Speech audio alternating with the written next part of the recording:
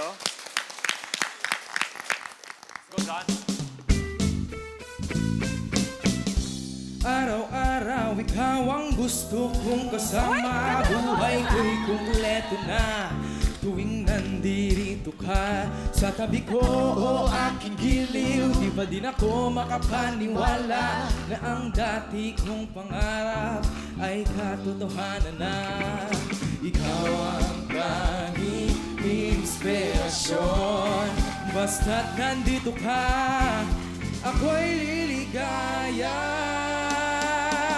Ipinagdarasal ko ng sobra na sana'y tanggapin mo aking inaalay. Napasasalamat sa paniniwala na buhay kong ito na dati-dati di ganito na kaigaya. Oo, tanggapin ang regalo ng mga rosas at choco.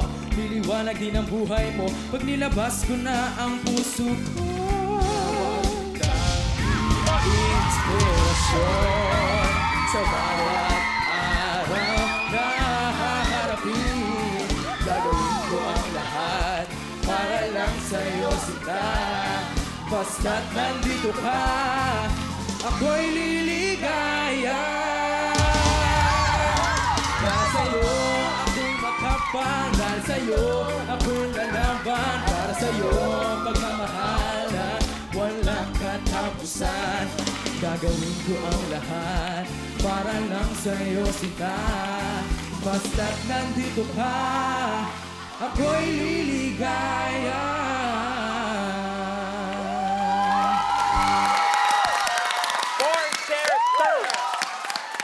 Sandali lang. Galing! Galing nun! What is your name? Anong pangalan mo? Hi po, I'm John Macurlistrador. You can call me Miko. Nico. Sino yung kumanta ng kanta mo? Inigo Pascual po. Si Inigo Pascual. Anak ni Papa P. Inigo! Pa- Idolize mo siya? Yes po, actually idol ko po talaga.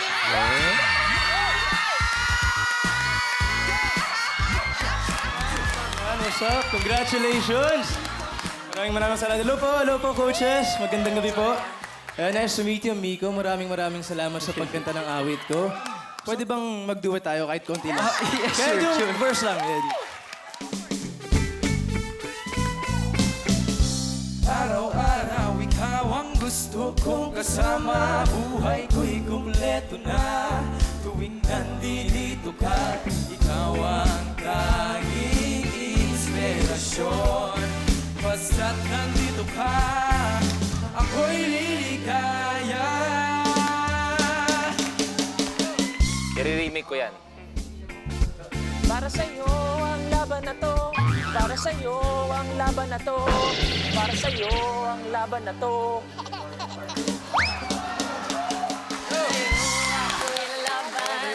Congratulations! And good morning, Inigo! Ayan, syempre good luck sa'yo. Good luck.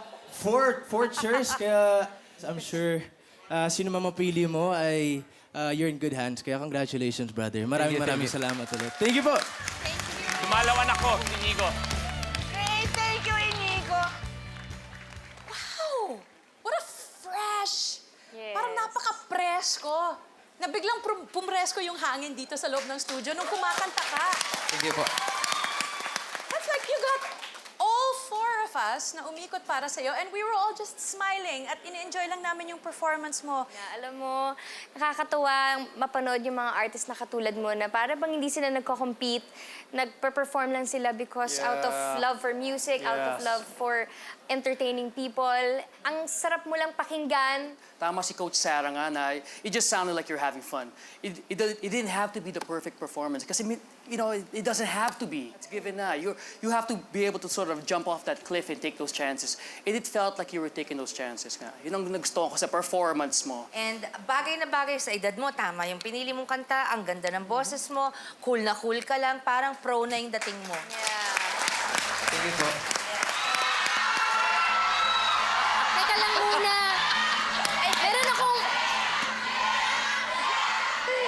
Meron akong pinagawang shirt dito. Ayan.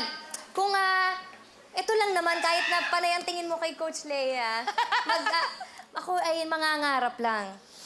Ito pala sa'yo, bagets. Ay, syempre, ayaw pa niyang hawakan. Ilagay ko na lang dito. Ano ba? Paglaba na lang kaya ako. Ito syempre, kung ako ang pipiliin mo bilang coach mo, talagang magtatrabaho tayo ng gusto. Alam ko na ako ang pinakabata dito na coach, pero ako naman may papangako. May papangako ko sa'yo na very passionate ako, very talagang hardworking ako pagdating sa mga artist ko. At MMK? MMK? kukunin ko na to, ha? Baka mapalaba ako nang wala sa oras, I have something to show you. Ayun na! This was from the very first season of The Voice. Mitoy was my champion. Okay. This ay galing sa pinaka-recent na season ng The Voice Kids. I had Joshua, who was my champion. I have a blank space in the middle. And I'm hoping it belongs to you. But only if you pick me.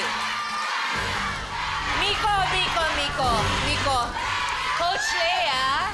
Coach Leia, this is your what season? Your nth? What is it? Your? My sixth. Your 6th season.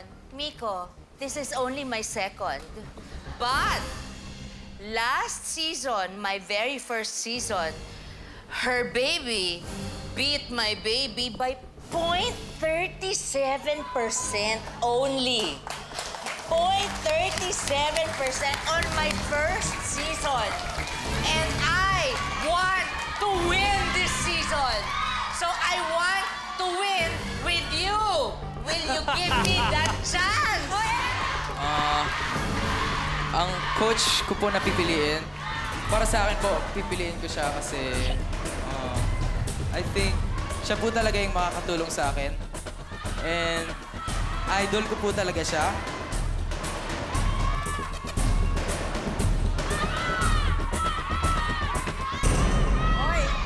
And crush ko po siya. Siya po si Coach Sarah.